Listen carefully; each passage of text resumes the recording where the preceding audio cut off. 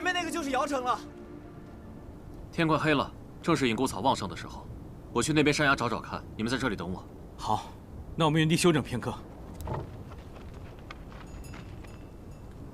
小七，快把水拿来。好嘞。来。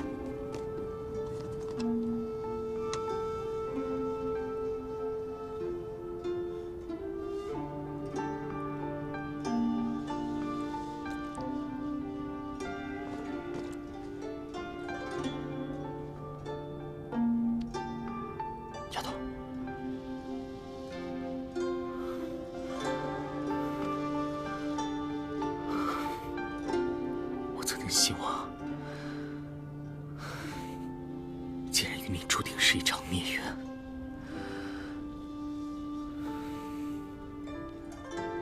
便守在你身边，一同抗争命运的安排。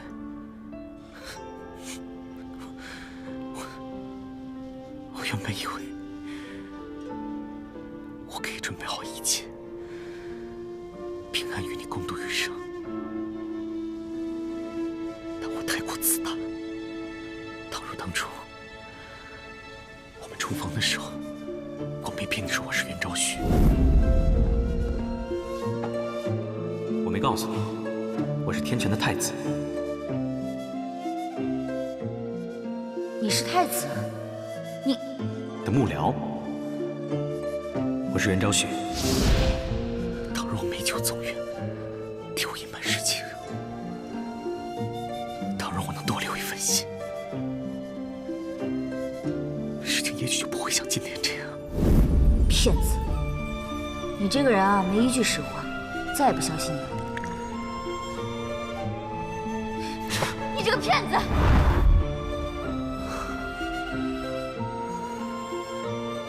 丫头，你说的没错，我就是一个骗子。 因为你才承受了这么大的痛苦。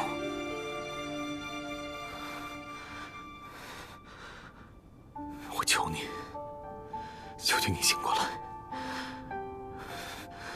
只要你能醒过来，无论你打我、骂我，我都甘之若饴。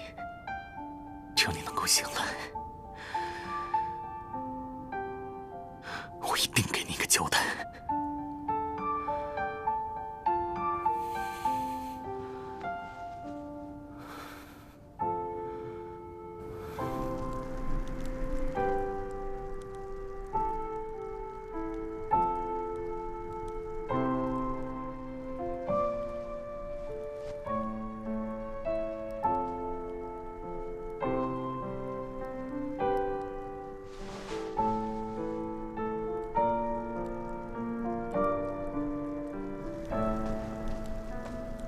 小七，过来。哎，尊先生，你回来了，怎么样？药采到了吗？想救扶摇吗？当然想啊。你可还是童男。你问这个做什么？拿着。哦。把手给我。怎么了？把手给我。哦。哎，尊先生，你干嘛？想不想帮扶摇？当然想啊。那少废话。 哎呦，尊先生，哎，不是尊先生，我看到血会晕倒的。别动！哎，尊先生，我真的会晕的。小七，过来。太子，你想想办法。用我的。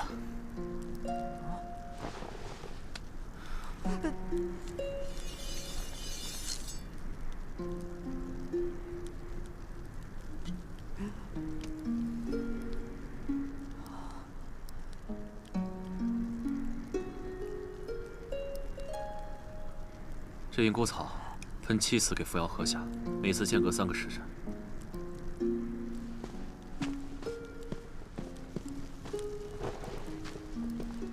宗先生，扶摇姐一喝完这个，应该就能好了吧？这隐骨草虽然神奇，但终归只能起到缓和作用。要想真正的彻底治愈，还得找到那个星辉圣手方一墨。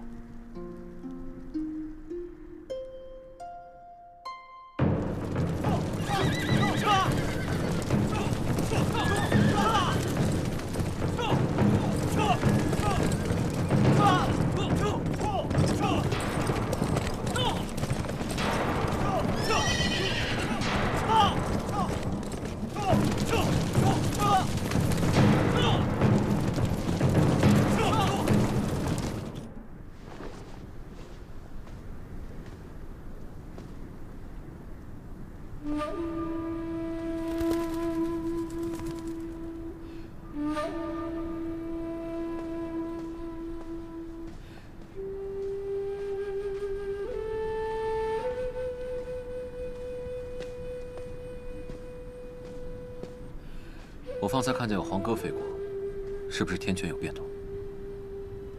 我公然违抗父命，父皇大怒，可想而知。现在母后派出了大批人马来寻我，想让我赶紧回宫向父皇请罪。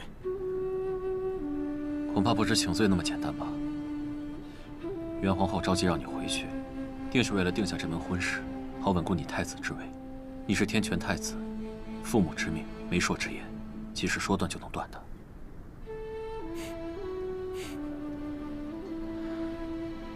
这不是我最担心的，我自己受到重罚事小，就怕父皇再也不愿意放过他。现在只有我回去，才能保大家安全。更何况佛莲现在还在宫里，扶摇何以会假冒他的身份？这件事我一定得查清楚。伤害他的人，我不会放过。你放心吧，这里有我，扶摇不会有事的。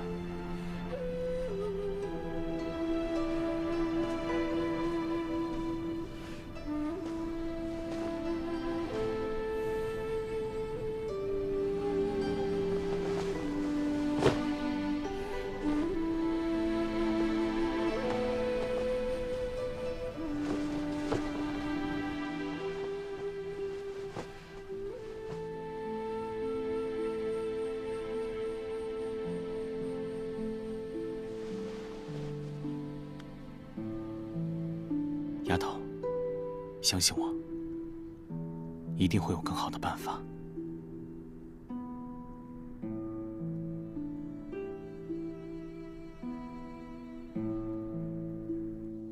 乌吉就快回来了，你就在宫中多待几日吧。谢皇后诏咐，但我见太子回来还有些日子，正好皇城来了些难民，我想去帮帮他们。难得你有这份善心，也好，你留在皇城，我便安心了。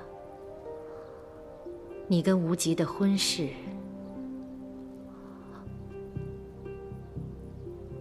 也是该定下来了。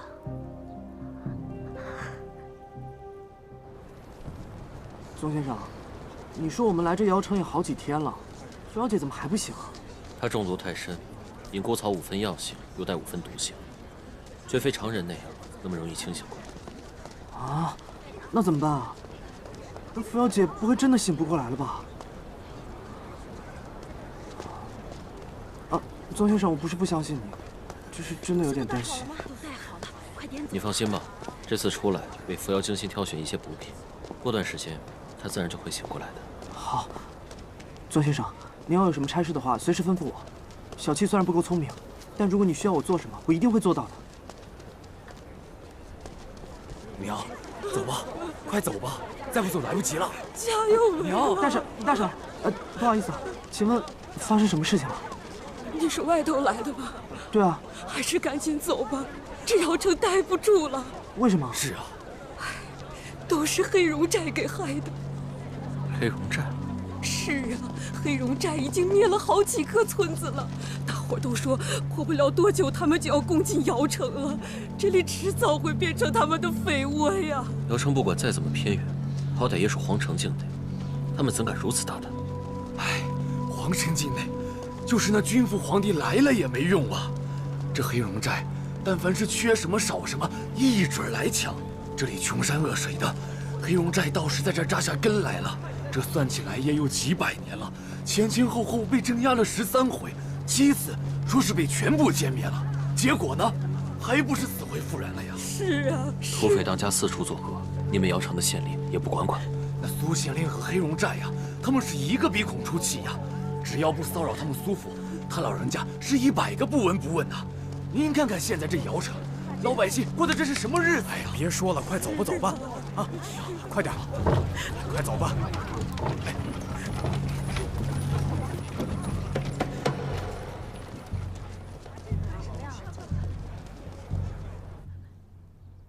陛下，您就是再生气，也得保重这身子呀。陛下，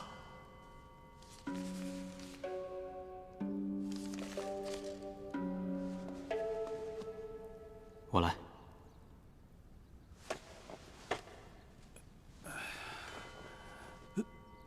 太子殿下，您终于回来了，快劝劝陛下吧，这都好几天没用膳了。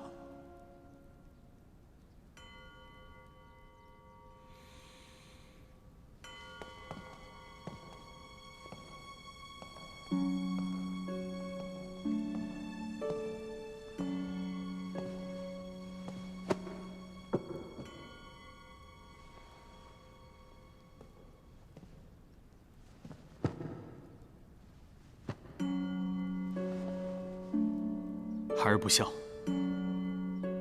请父皇责罚。责罚是为了让你知错，可是你根本就不知道错在哪里。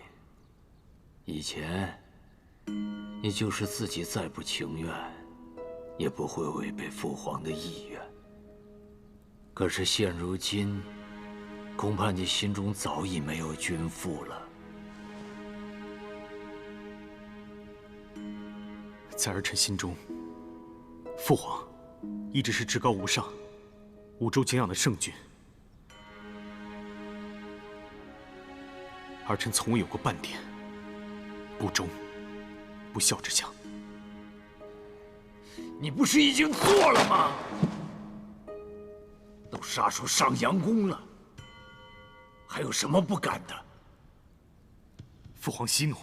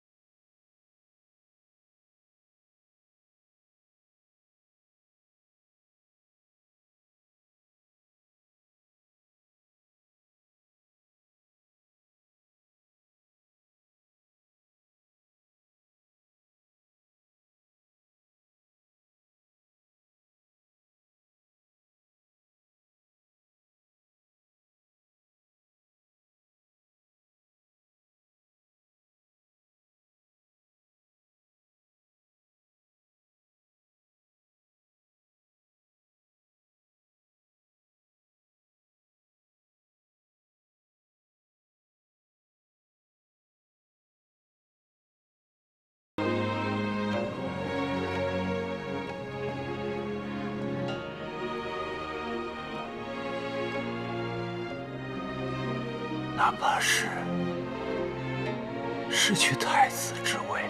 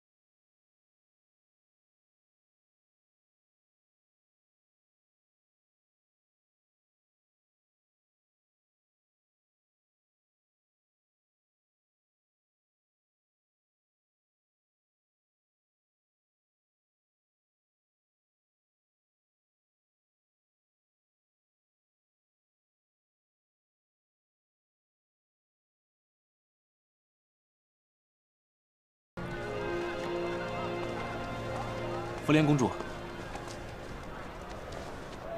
无忌太子有请。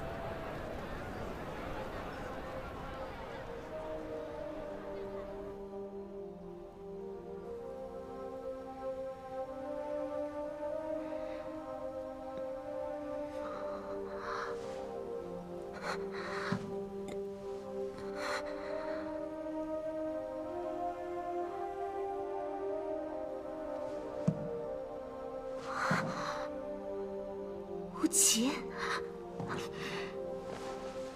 是你，我就知道你会来看我的，在你心里，定然还是有我的。前几日在民间听到一个故事，想说给你听听。但凡你说的，我都喜欢。这故事说的是一名女子走了运，得到一个宝物，是一颗必毒的珠子。有了这颗珠子，百毒不侵，百病全消。这女子就心想，既然自己和旁人不一样，那何不做得再高明些？你猜，她做了什么？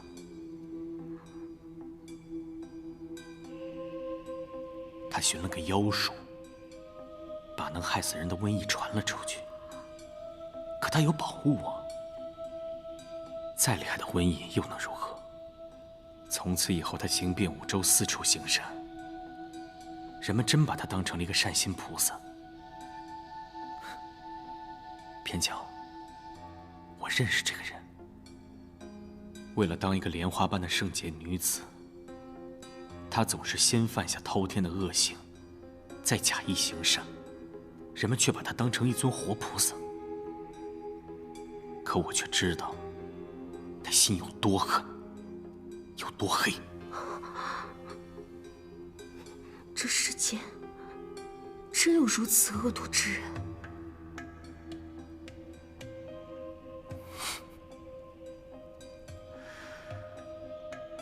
我也真是开了眼界啊！若是有缘能与此人相遇，我定要好生的开导开导他。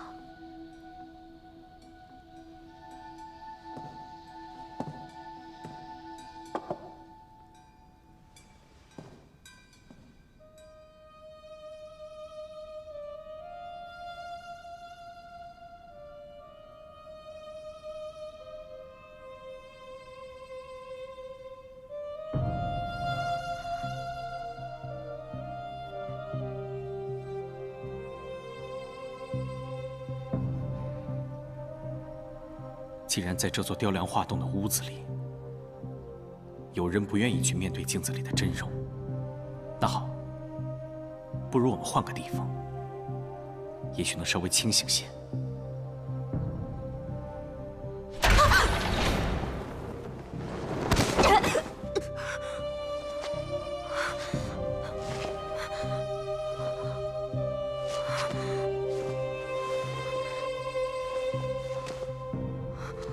无极，你这是要干嘛？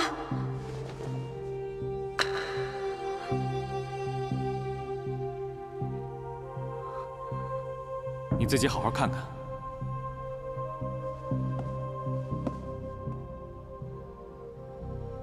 殿庙宇、茅屋寒舍，这不都是生不带来、死不带去的身外之物？有天有地，有我佛莲这颗赤诚之心，这些又何足为惧呢？说的极是，那我先不打扰圣女清修了。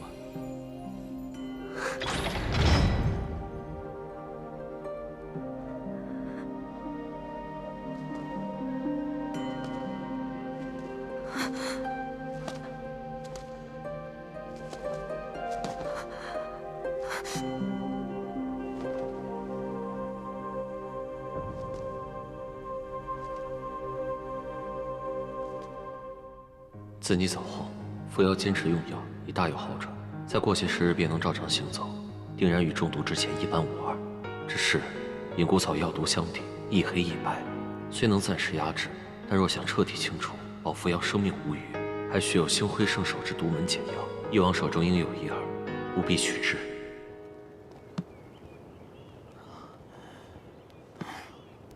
我前2天突然在宫外拾了好多的胭脂水粉呢。是吗？是啊。好大的胆子！你们竟然敢嘲笑本王！你们竟然敢嘲笑本王！让你们下！在！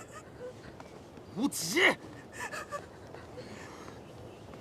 你们先起来，退下。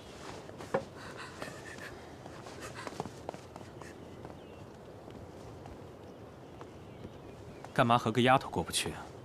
丫头，我偏要和丫头过不去。你知道为什么吗？就因为你长孙无极的丫头害了我，毁了我。害了你哪里啊？毁了你哪里啊？你要试一试吗？我已经死过1次了，我不怕死。不怕死，是吗？陛下有旨，传太子和翼王觐见。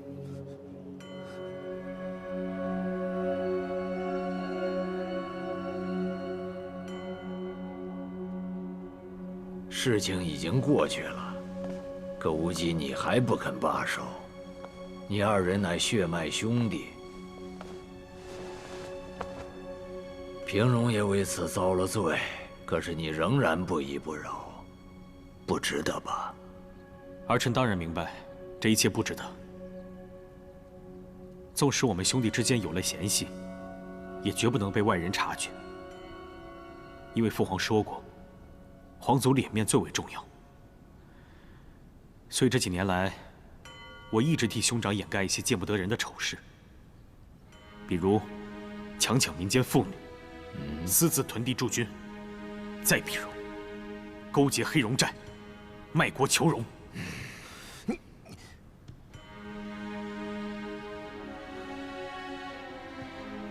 接着说下去。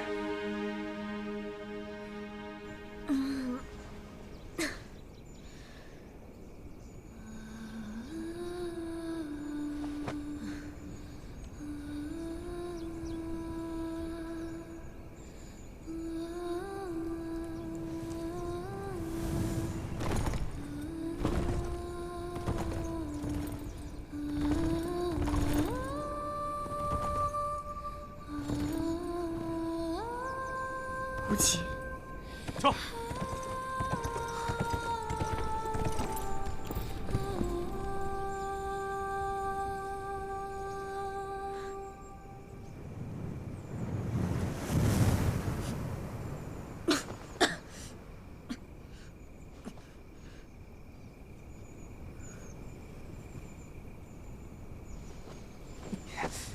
你能不能听点话呀？伤还没好利索，怎么又偷跑出来了？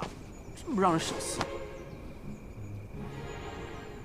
我待的脚都快生疮了，到时候下半辈子你照顾我。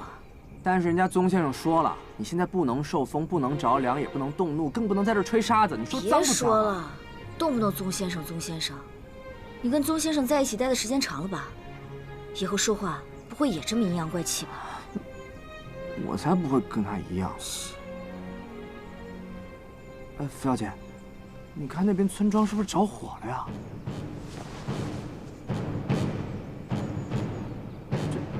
这不会又是那帮土匪干的吧？哎，你干嘛去？你别去危险！你等等我。几个月前，父皇派翼王大军前往南戎肃清匪患，不出10日便传来捷报，说是大皇子威名盖世，把黑龙寨治得服服帖帖。但据儿臣所知，并非如此。翼王和黑龙寨的大当家赤鬼立下一纸合约，用金银1000两、铠甲刀剑3万具，换取南戎半年的安定。这半年内，黑龙寨保证不进攻天泉腹地，但却没有答应不欺凌抢夺当地。如今，南戎之地的百姓，怕是正在水深火热之中。给我团都杀了！南戎是边远之地，自黑龙寨兴盛后，近100年来战乱不断，几乎成无主之地。在那样恶劣的条件下，活下来已是不易。若是再有这帮精兵强干的土匪，用着皇城供给的战备刀剑，烧杀抢掠，鱼肉子民，那谁能为百姓做主？谁又能顾惜他们的性命？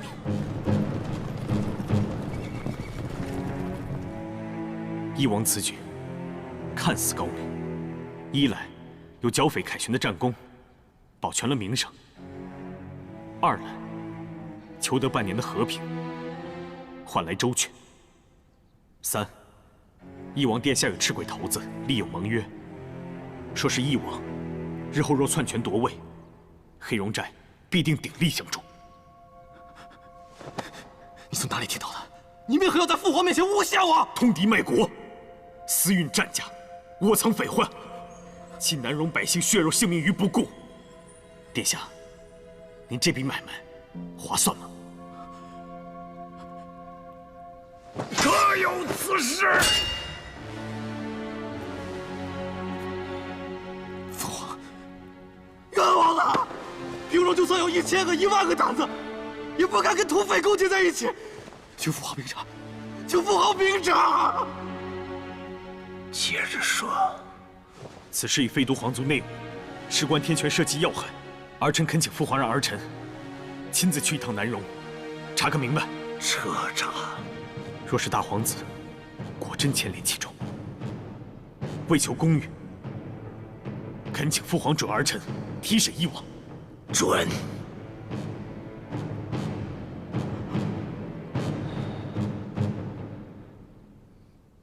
平荣、愚钝、真人、骄奢淫乱、真野人，叛国通敌，朕不忍。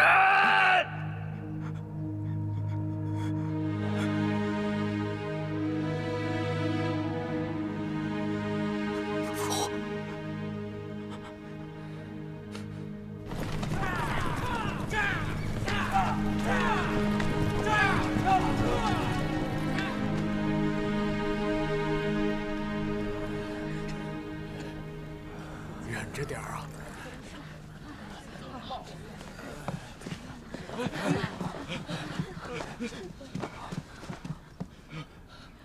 别怕，我是来帮你们的。我来吧。别怕，我来帮你，我来帮你。别怕，别怕。这黑龙寨呀，欺负咱们这么久了，我们全村几百口子，没有人敢说上半句话。再这么下去，还让我们怎么在村子里生活呀？是啊，村头的屠夫杀了一个土匪，还不知道什么时候他们报复我们呢。能忍就忍吧，大不了吃点亏。对着干，咱们谁都不是他们的对手。是啊，你们越这样忍气吞声，越会被他们欺负。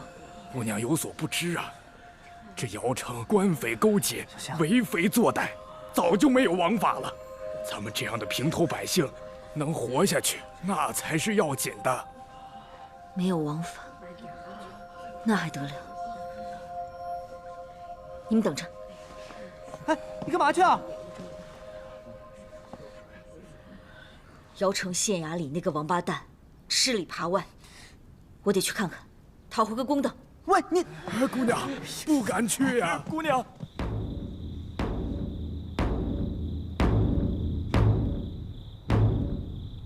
苏小姐，哎呀，都这么晚了，人家肯定不愿意理你，咱们快回去吧啊！别以为我不知道啊，你把自己弄得像个陀螺似的，一刻不停地转，不就是为了让自己没工夫去想无极太子吗？你说什么呢你？你要是不愿意等，你先走吧。我知道你在说谎呢，但你越这样我就越不能走，偏要在这陪你。我不用你陪我，我偏陪你。谁呀？大半夜的敲什么敲啊？惊扰我们家老爷睡觉，有你们好受的。你们县城老爷呢？哎呦，苏大人睡着了，赶紧滚！你快去给我通报，不然我砸了你们衙门！不用通报了。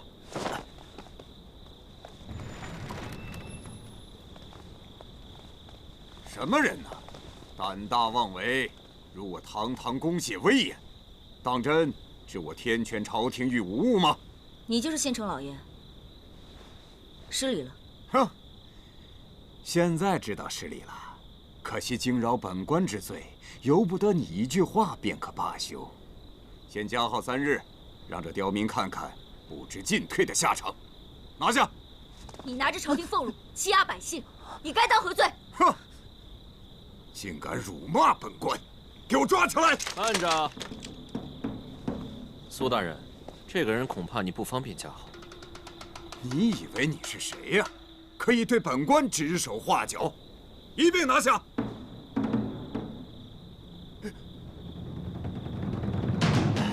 太子上阳宫的亲卫驾临姚城，怎不先吩咐一声啊？下官实在是不知，实在是唐突冒犯。有什么事情和他说，我坐这里只管听着。必要的时候，我自然会如实呈报给上阳宫。啊！不必客气了，现在也不是客气的时候。我问你，黑龙寨烧杀抢掠，无恶不作，你竟然就如此袖手旁观吗？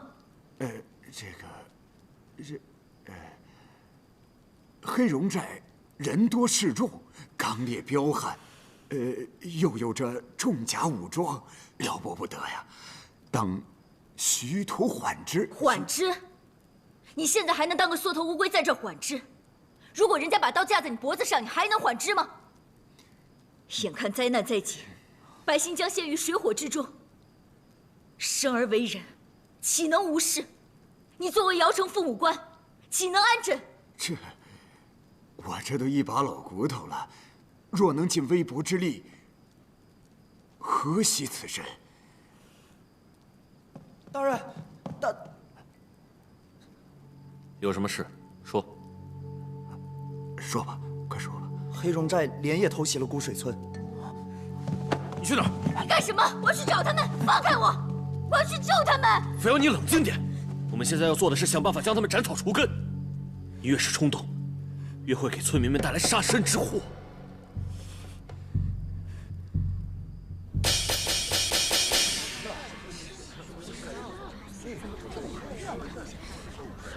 苏某为官多年，贪生怕死，助纣为虐，实在是辜负天权圣恩，辜负姚城百姓。如今天权皇城的特使来了，往后姚城上下大小事宜全由特使做主。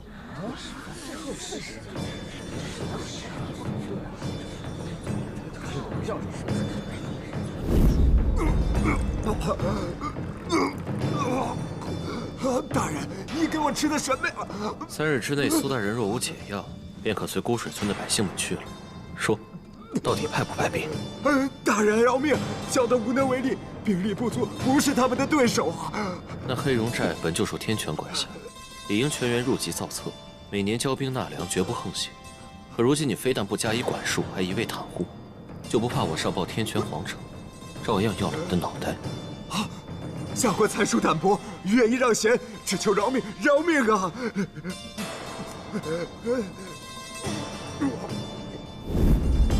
在这变坏。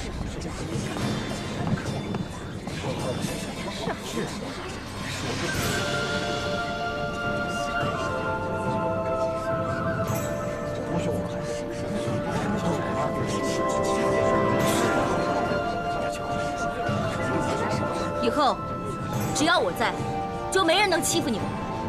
瑶城的天便是你们的天，瑶城的地就是你们的地。谁敢欺负你们，我定让他加倍奉还。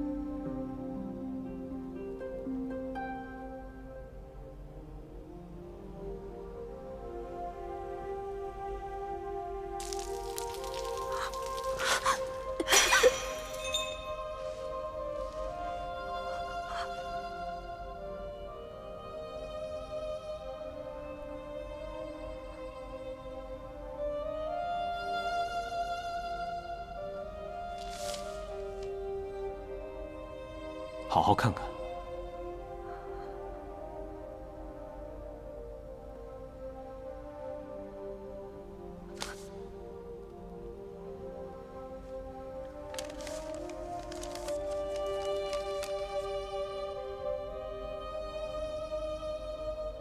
傅莲，德行不淑，有愧于五州妙宗，有愧于玄机列祖。如此非常之事，特情愿取消与天权太子的婚约。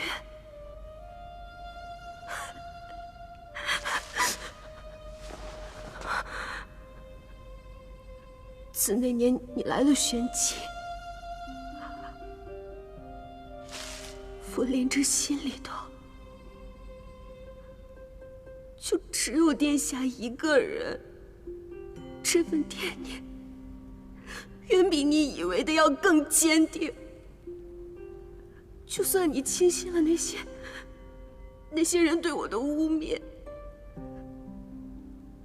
偏要把我看作一个无情无义的寡德之人，傅莲问心无愧，更不愿随意割舍。无忌，我是绝不会放弃这段婚约的。哦，你又要走？我只是想让你见一个人。